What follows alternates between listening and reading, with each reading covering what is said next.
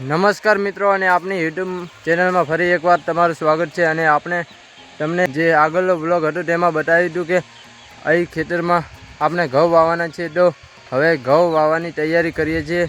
અને પાછળ ટ્રેક્ટર જોઈ શકો છો, પહેરવા માટે આવ્યું છે ઘઉં। તો હવે બ્લોગની શરૂઆત કરીએ છીએ।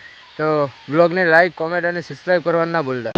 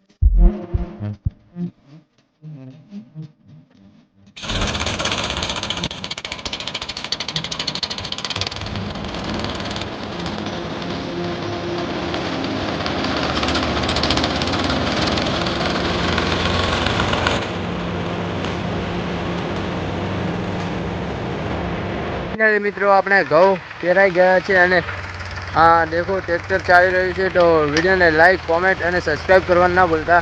અને બીજા બ્લોગમાં મળીએ। ઓકે।